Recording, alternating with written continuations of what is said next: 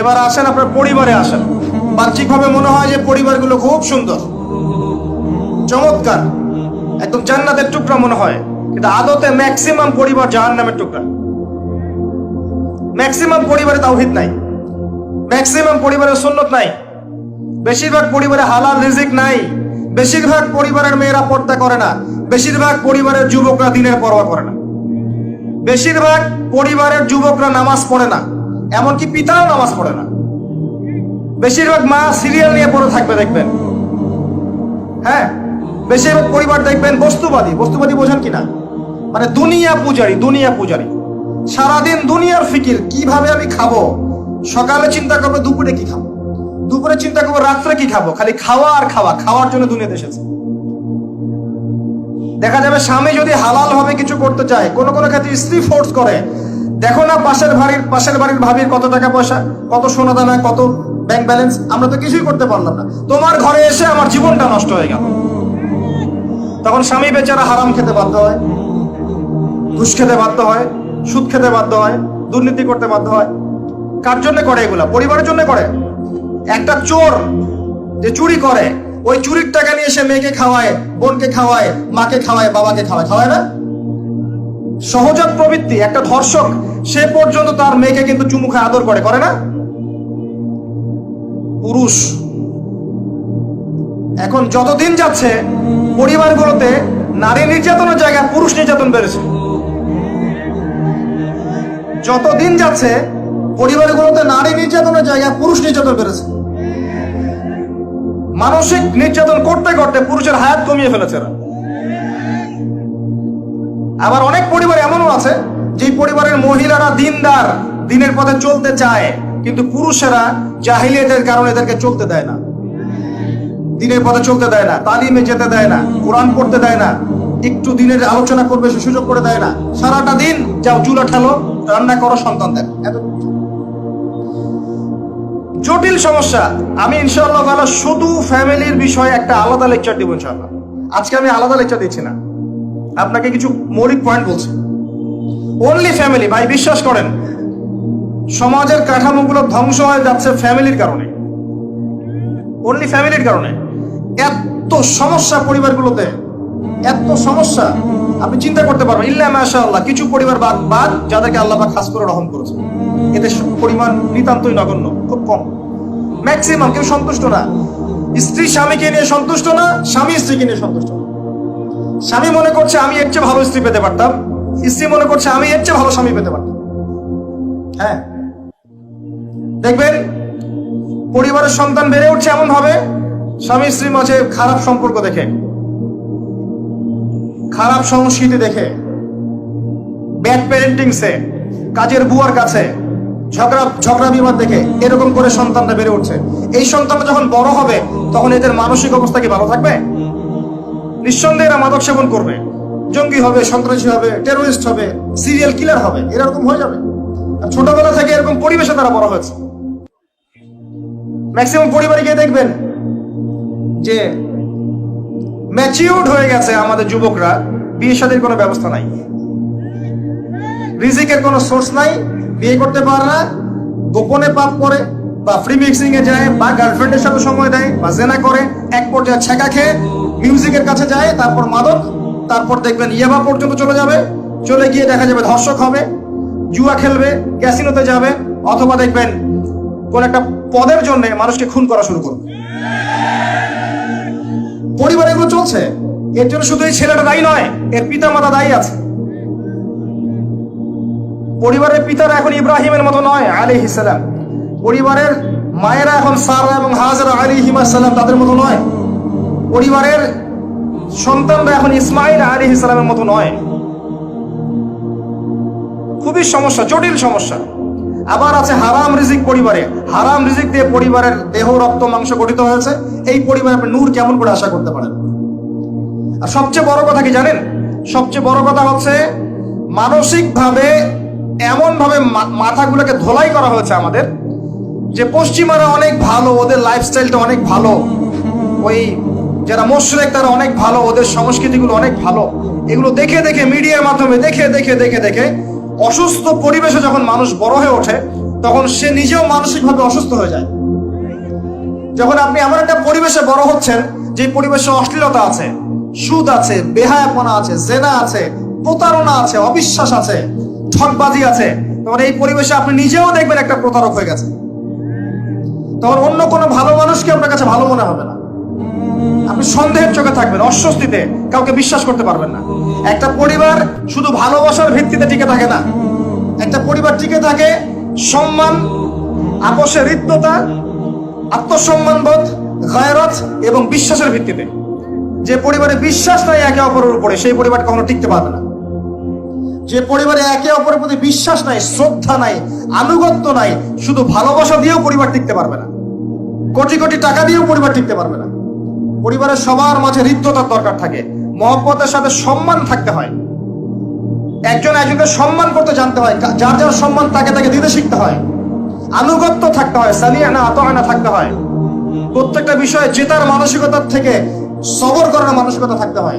তখন দেখবেন পরিবার আস্তে আস্তে একটা রুহানি পরিবেশ তৈরি করতে পারবে ইনশাআল্লাহ তাআলা। পরিবারগুলো তখন এগুলো কোথায়? সবাই যার যার স্বার্থ নিয়ে পড়ে থাকবে। এবং এখনকার পরিবারের পুরুষগুলো হচ্ছে সব স্বার্থ পূরণ করার মেশিন। যার যার স্বার্থ তাকে তাকে পূরণ করতে হবে, দ্যাটস অল। পুরুষকে স্ত্রীর স্বার্থ পূরণ করতে হবে, মায়ের, বোনের, সন্তানের সব স্বার্থ পূরণের মেশিন সে। আর সারাটা জীবন এগুলো করার পরে শেষ বয়সে গিয়ে তাকে শুনতে হবে সে কিছুই করেনি। কারণ এগুলো বাস্তব। কোথায় আছেন আপনি? এগুলোই বাস্তব। আর দেখবেন সারাটা জীবন তাদের অভাব পূরণ করতে, চাহিদা পূরণ করতে এর হায়াতটাই শেষ করে ফেলেছে, দিনের জন্য কিছু করার সুযোগ হয়ে ওঠে নাই। লাস্টে কবরে যাওয়ার পরে দেখবেন সন্তান তার একটা বছরেও কবর জিয়ারত করতে আসে না। খুব জটিল অবস্থা ভাই। আমি ফিতনাগুলো নিয়ে খুব ভাবি এবং একটা সলিউশনই পাই, নিজে আমি একটাই সলিউশন পাই, যে এই যে জীবনটা আল্লাহ দিয়েছেন, সলাতি ইন্না সলাতি ওয়া নুসুকি ওয়া মাহইয়ায়া ওয়া মামাতি, এটাকে লিল্লাহি রাব্বিল আলামিন করতে হবে। মানে জীবনটা আল্লাহর। এখানে আমার কথা, আমার কাজ, আমার চলাফেরা, আমার পারিবারিক অ্যাটিটিউড, আমার পড়াশোনা, আমার দাওয়া, আমার দিনের জন্য মেহনত, যত কিছু আছে, সবর, আঘাত সহ্য করা, কষ্ট সহ্য করা ইত্যাদি, সব কিছু আল্লাহর সন্তুষ্টির জন্য করতে হবে। কারো কাছে, পৃথিবীর কোন সৃষ্টির কাছে যাররা পরিমাণ কিচ্ছু পাওয়ার আশা করবেন না। একটু আশা করবেন আপনি কষ্ট পাবেন। কারো কাছে কোনো আশা করতে যায় না, শুধু আল্লাহর কাছে আশা করেন। সমস্ত কাজের প্রতিদান আল্লাহর কাছে চান, পরকালে আপনি সুখে থাকবেন ইনশাআল্লাহ। শেষ হাসি আপনি হাসবেন ইনশাআল্লাহ। এছাড়া আমি কোনো সলিউশন দেখি না ভাই। আমি কলিজা থেকে কথাগুলো বললাম আপনাকে। আর যে কথা কলিজা থেকে বের হয় সেই কথা আপনার কলিজার মধ্যে আঘাত করবে ইনশাআল্লাহ। সব কাজ শুধু আল্লাহর জন্য করেন, কেউ আপনার আপন না। আল্লাহ ছাড়া কেউ আপনার আপন নয়। আপনি ভুল করবেন যদি আপনি অন্য কাউকে আপন মনে করেন। আপনার পলিটিক্যাল লিডার, আপনার প্রশাসনের স্যার, আপনার পরিবারের স্ত্রী, আপনার সন্তান, হাবি জাবি যা যা আছে, যদি মনে করেন আমার আপনজন, আপনি ভুল করবেন। সবাই সবার স্বার্থ চেনে, সবাই সবার স্বার্থ চেনে। শুধু আল্লাহ আপনাকে নিঃস্বার্থভাবে ভালোবাসেন, আল্লাহ পাক স্বার্থ চান না। সারাটা জীবন পাপ করে থাকলেও একটা বার দাঁড়িয়ে খালি বলেন আল্লাহ আস্তাগফিরুল্লাহ ওয়া আতুবু ইলাইহি। মন থেকে বলেন আল্লাহ আমি ভুল করেছি, আল্লাহ আমাকে মাফ করে দাও। এক মুহূর্তের মধ্যে আল্লাহ পাক আপনার সমস্ত গুনাহগুলোকে নেকিতে পরিবর্তন করে দিবেন ইনশাআল্লাহ। আল্লাহ ছাড়া কেউ নাই আপন। আল্লাহর জন্য খালেস করে ফেলেন নিজেকে, তার দিনের জন্য চেষ্টা করেন।